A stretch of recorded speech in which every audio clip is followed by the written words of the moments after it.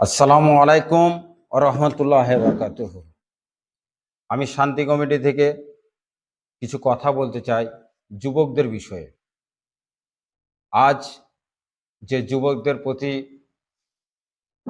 আমরা আশা করি এবং হযরত মুহাম্মদ সাল্লাল্লাহু আলাইহি সাল্লাম আল্লাহ রাসূল আশা করতেন যে যুবকরা সর্বদাই সব কাজে এগিয়ে থাকবে এবং যুবকদেরকে পছন্দ করতেন।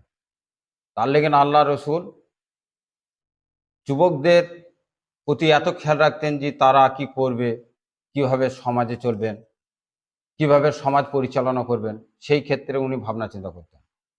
তাই আজকের যুবককে বলছি, তোমরা একজন মুসলিম ঘরের সন্তান, তোমরা একজন ইসলাম ধর্ম পালন করো।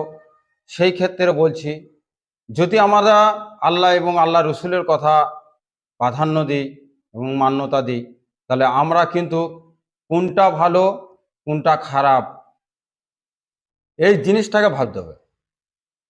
আমরা যদি ভাবি যে গাঁজা এবং অন্য অন্য নেশা ওই দিকটার দিকে এগিয়ে যাব, তাহলে কিন্তু হবে না।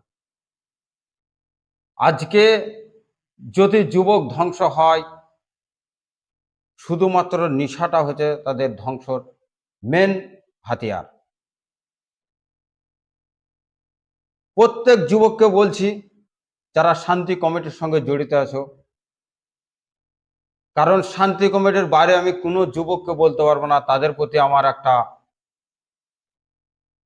দাবি আছে, যেহেতু তারা সমাজ কল্যাণের দিকে এগিয়ে এসছেন, তাদের প্রতি আমার বড় একটা আশা যে তারা সব সময় মানুষের পাশে থাকবে এবং মানুষের কল্যাণের কথা ভাববে, আল্লাহকে খুশি করার জন্য। তাই তোমার 5 বছরকার আরাম আয়েশটা 50 বছরকার ক্ষতিকর যাতে না হয়ে যায়, সেই ক্ষেত্রে আমি কিছু কথা বলবো। কারণ তুমি এই 5টি বছর না ধর্মীয় শিক্ষা নিলা, না দুনিয়ার টেকনোলজির শিক্ষা নিলা, তুমি কিছুই নিলা না। এই 5 বছর শুধু কাটালা তুমি মোবাইলে, ফেসবুকে, ইউটিউবে, ফ্রি ফায়ার, বিভিন্ন মস্তি মজে। কিন্তু আগামী 50 বছর তুমি যদি হায়াতের দুনিয়ায় আল্লাহ বাঁচিয়ে রাখে, তো তোমার আগামী 50 বছর খারাপ হয়ে যাবে। তাই জন্য প্রত্যেক যুবককে বলছি, তোমরা যদি কারোর গাড়িতে বসো, সেই গাড়ির মানুষটা কেমন একটু ফলো রাখবে। তোমরা যার সঙ্গে আড্ডা দিচ্ছ, ওই আড্ডা দেওয়ার মানুষটা কেমন। আর প্রত্যেক যুবকের মা এবং আব্বুকে আমার একটাই অনুরোধ, যে তারা কার সঙ্গে মিশছে, কার সঙ্গে বসে আছে, অন্তপক্ষে একটু হলেও খেয়াল রাখবেন। হয়তো আপনার প্রতি সম্ভব না, যুবক ছেলে বাইরে বেরিয়ে গেছে, অন্তপক্ষে তার টাইমিংটা বেঁধে দেবেন। নিশ্চয়ই আল্লাহ সুবহানাহু ওয়া তাআলার পরে এবং আল্লাহ রসুলের পরে যদি কাউকে শ্রদ্ধা জানায় যুবকরা, সে হচ্ছে তার মা এবং বাবা। একজন মায়ের কর্তব্য যে তার সন্তানটা কোন সন্তানের সঙ্গে, কোন বন্ধুর সঙ্গে মিশবে, এটুকু খেয়াল রাখবে। যদি তার বন্ধুটা হয় একজন নিশারি, অবশ্যই তাকে মানা করবেন। এটা আপনি মা, আপনার কর্তব্য।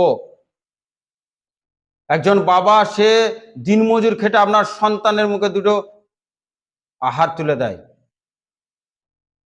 সে অতটা খেয়াল না রাখতে পারলেও আপনি মা, আপনাকে খেয়াল রাখতে হবে। কারণ আপনার ভালোবাসাটা একজন সন্তান দেয়। যদি কাউকে সম্মান করে তার মা, কারণ আল্লাহ রসুল বলেছে, তোমরা তোমার মাকে ভালোবাসবে, তোমরা তোমার মাকে ভালোবাসবে, তোমরা তোমার মাকে ভালোবাসবে, তোমরা তোমার মাকে ভালোবাসবে। চতুর্থ পঞ্চমতম জায়গায় বাপকে বলা হয়েছে। তার জন্য মারা সব সময় তার সন্তানের কাছে প্রিয়জন একজন মানুষ। আপনার সন্তানটা কোন দোকানে বসছে, সেই দোকানে কি অবস্থা, সেখানে নিশা হয় কি নিশা খায় না আমার ছেলে কোনো খাবার খায়, এটুকু ভাবনা চিন্তা করবেন। নিশ্চয়ই আপনার খেয়াল রাখাতে অনেক শুধরে যাবে। আমি বলছি না যে 100% শুধরাবে, তবে অনেকটা। আর যুবক থেকে বলছি, তোমরা ভাই যে বন্ধুর সঙ্গে মিশবে সেই বন্ধুটা কেমন একবার ফলো করবে। যদি ভালো একজন বন্ধু হয় আর তার যদি ফরমাস শুনো, তার যদি একটু কাজ করে দাও, তার যদি চাও বই দাও, তোমার জন্য ভালো। কারণ ওই ভালো বন্ধুটা কোনো সময় খারাপ পরামর্শটা দেবে না। যেমন আতরের দোকানের সামনে দাঁড়িয়ে থাকলে আতরের সেন্ট পাবে, তেমনি ভালো বন্ধুর আয়তনের মধ্যে থাকলে, তার সঙ্গে বন্ধুত্ব হলে খারাপের থেকে অনেক ভালো হবে। এ যুবক, তুমি কি চাইছো যে আগামী 50 বছর তোমার জন্য বহুত খতরনাক সাবিত হোক? এই দুনিয়াটা শুধু আল্লাহ সুবহানাহু ওয়া তাআলা পাঠাচ্ছে আল্লাহর ইবাদত করার জন্য। আপনি যুবক, আপনি নিজেকে খারাপ কাজ থেকে বাঁচাইছেন, এটা কিন্তু আল্লাহর ইবাদত। আপনার সঙ্গে আমার অভিমান থাকতেই পারে, একটাই কথা বলবো, যদি ভালো কাজে কেউ সঙ্গ দেয় নিশ্চয়ই সে ভালো। খারাপদের সঙ্গ যে দেয় নিশ্চয় তার প্রতি গজব নাজিল হয়েছে আল্লাহ। তাই যখন দেখবেন আপনি কোনো ভালো কাজ করছেন, নিশ্চয় আল্লাহ সুবহানাহু ওয়া তাআলার রহমত বর্ষণ হয়েছে। আর আপনি কোনো ভালো কাজ থেকে এড়িয়ে চলছেন, নিশ্চয় আপনার প্রতি গজব নাজিল হয়েছে। তাই প্রত্যেক যুবককে আমার অনুরোধ, তারা যেন যে কাজটা করবে, যে মানুষের সঙ্গে মিশবে, একটু খেয়াল রেখে মিশবে। অন্তপক্ষে আল্লাহ সুবহানাহু ওয়া তাআলাকে খুশি করার জন্যে যদি আপনি কোনো ভুল কাজ করেন, তা আল্লাহ সুবহানাহু ওয়া তাআলাকে ভয় করে। আর মা থেকে বলছি, তোমরা তোমার সন্তানকে এতটাই ভালোবেসো না যে তারা কোনো নেশা করে আসলে যে তুমি তার টাকায় মেনে নেবে। কারণ তুমি এতটাই কড়া শাসন দিবে, সে যেন আগামীতে তোমার নেশা করে তোমার বাড়ি পর্যন্ত ঢুকতে ভয় করে। নিশ্চয়ই আপনাদের কাছে আমার বড় আশা, মাদের কাছে এবং আব্বুদের কাছে আমার বড় আশা, তারা যেন তার সন্তানটা কার সঙ্গে উঠা বসা করছে, কোন জায়গায় উঠা বসা করছে, একটু হলেও খেয়াল রাখবেন।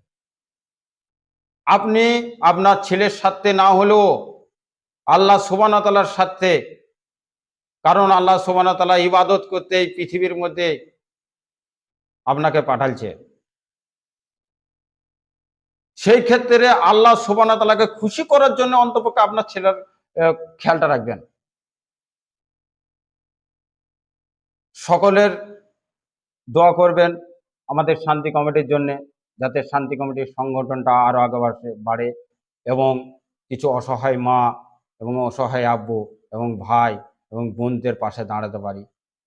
আর প্রত্যেক শান্তি কমিটির সদস্যকে দোয়া করবেন তাদের ইনকাম এবং ব্যবসায় উন্নতি করুক তারা, যাতে করে বেশি বেশি করে শান্তি কমিটির সংগঠন থেকে মানুষের পাশে দাঁড়াতে পারে।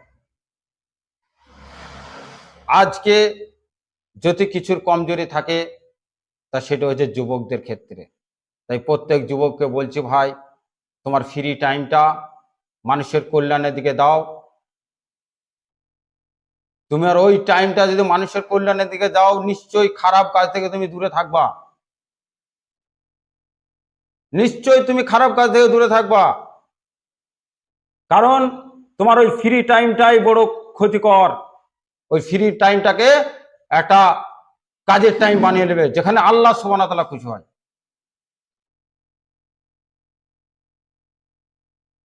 আমি এই আশাটা প্রত্যেক যুবকের কাছে চাবো, আমার শান্তি কমিটির যুবক ভাইদের কাছে, আমার শান্তি কমিটির সংগঠন এর সদস্যদের কাছে, আপনার আমার সঙ্গে কোনো কাজে কোনো কারণে বিবাদ এবং অভিমান থাকতে পারে, আমরা সবাই সকলে বন্ধু আমরা একসঙ্গে খুশি করব আল্লাহ সুবহানাহু ওয়া তাআলাকে। এবং আল্লাহর রসুল যে পদ্ধতি, যে সিস্টেম, কিভাবে মানুষের পাশে দাঁড়াবো, যে সিস্টেম তৈরি করে দিয়ে গেছে, নিশ্চয়ই আমরা সেই সিস্টেমের বাইরে যাব না। দোয়া করবেন। আসসালামু আলাইকুম ওয়া রাহমাতুল্লাহি ওয়া বারাকাতুহু।